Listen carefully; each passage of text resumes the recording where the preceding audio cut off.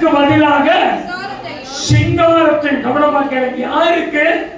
துயரப்பட்டவர்கள். Zion யாரு? கர்த்தருடைய நகரம். கர்த்தர் வாசமா இருக்கிற இடம். இந்த இடம் யார் ஆசீர்வாடுகிற இடம்? கர்த்தர் ஆசீர்வாடுகிற இடம். நீங்க யாரை நம்பி வந்திருக்கிறீங்க? கர்த்தரை நம்பி வந்திருக்கிறோம். தேவன் எனக்கு நன்மை செய்வார். இப்படி இந்த இடத்துல வந்து துக்கத்தை அனுபவிக்கிற நாம, துயரத்தை அனுபவிக்கிற நாம, பலவீனத்தை அனுபவிக்கிற நாமளை பார்த்து கர்த்தர் சொல்றாரு, உங்க சாம்பலை நான் என்னவா மாற்றுவேன்னா சிங்காரமாய் மாற்றுவேன். உங்க சாம்பலை நான் சிங்காரமாய் மாற்றுவேன். நிச்சயமாய் மாறுங்க. கண்ணை மூடி வணக்கம்.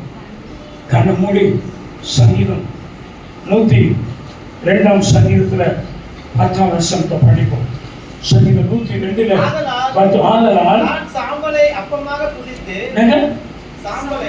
நான் சாம்பலை எப்படி பிடிக்கிறேன்? அப்பமா புசிக்கிறேன். அப்பா எல்லா வீட்டுக்குள்ள நடக்கிற சம்பவம் தான் இங்க உட்காந்து உங்க வீட்டுக்குள்ள நடக்கிற சம்பவம் தான். நமக்கு எல்லாமே எப்படி தோணுதுன்னா சாம்பலை தான் தோணுது. எதையும் நம்ம சந்தோஷமாய் அனுபவிக்க முடியல, எதையும் சந்தோஷமாய் நம்மளால ஏற்றுக்கொள்ள முடியல. ஏதாவது ஒரு பிரச்சனையை நம்ம பார்த்து கொண்டே இருக்கிறோம். ஆனா அது இயேசு இல்லாத போது, இயேசு என்னைக்கு நம்ம வாழ்க்கையில வந்தாரோ அன்னைக்கே நம்ம சாம்பலை கர்த்தர் சிங்காரமாய் மாற்றிட்டார்.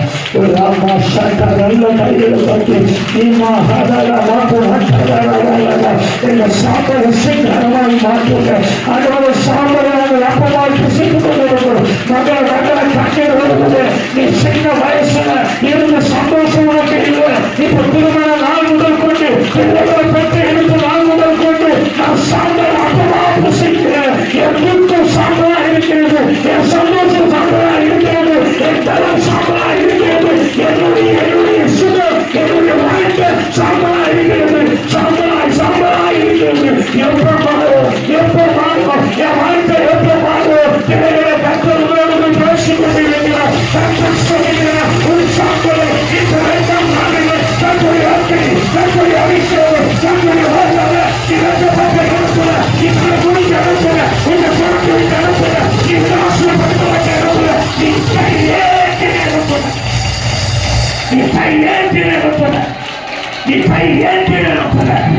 கலைஞர் இடத்துல எனக்கு உதவி செய்ய யாருமே இல்லைங்க.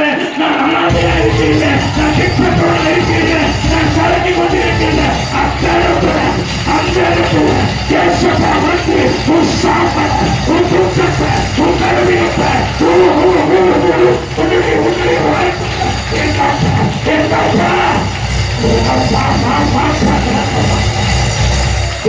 எங்கப்பா சிங்காரமாய் மாற்ற போறேன், எங்கப்பா சிங்காரமாய் மாற்ற போறேன்.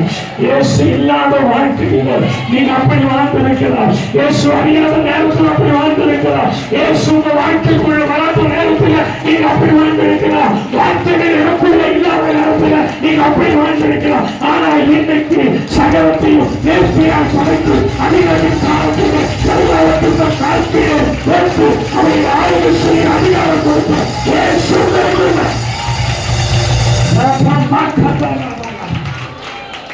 வசனம் உங்க கையில் இல்லாத போது நீங்க அப்படி வாழ்ந்திருக்கலாம். பிள்ளைகள அர்த்தம் இல்லாத போது நீங்க அப்படி வாழ்ந்திருக்கலாம்.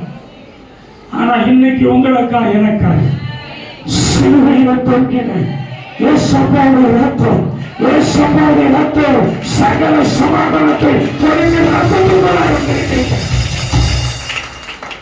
சகல சமாதானத்தை கொடுக்கிற ரத்தம். மறந்து போய் பார்க்கிறேன், என் வாழ்க்கையில சமாதானம் கிடைக்குமா? என் கணவனால சமாதானமா இருப்போமா? நான் காதலிச்சு தானே கல்யாணம் பண்ணோம், ஒருத்தர் விரும்பி தானே கல்யாணம் பண்ணோம். ஆனா என் வாழ்க்கைக்குள்ள ஏன் துக்கம்? ஏன் என் கணவர் வேற வழியாய் போற? ஏன் என் கணவருடைய வார்த்தைக்கு கீழ்ப்படியதில்லை? எதுக்குன்னு சொல்லி நீ மிரண்டு போய் உட்கார்ந்துருக்க.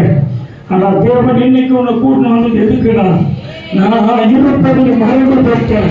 ஆனால் நான் இப்ப வாழ்க்கையில வந்திருப்பதை நீ நினைச்சு துடிப்பாயானால், நீ நினைச்சு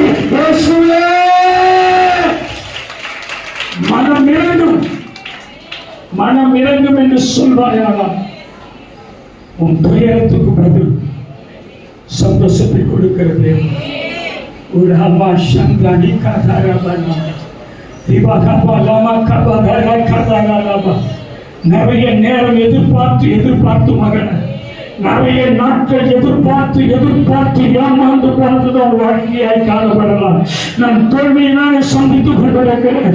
எப்ப என் வாழ்க்கையில் வெற்றி வரும் என்று நீ நினைத்து இந்த நேரத்தில் வந்திருக்கலாம். ஆனா அன்னைக்கு வாழ்க்கையில யோசனை இல்லை, அன்னைக்கு வாழ்க்கையில வசனம் இல்லை. இன்னைக்கு கர்த்தருடைய வசனம் உனக்குள்ள இயேசு பக்கத்துல இயேசுவை உனக்கு கேட்டு இயேசு இறங்கி வந்து சந்தோஷமாய் மாற்றுவார்.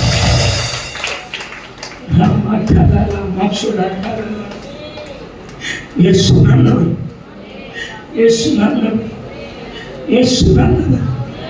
நாம் நினைச்சு கூட பார்க்க முடியாத ஒரு சாக்கியத்தை கர்த்தர் நமக்கு கொடுத்திருக்கிறார்.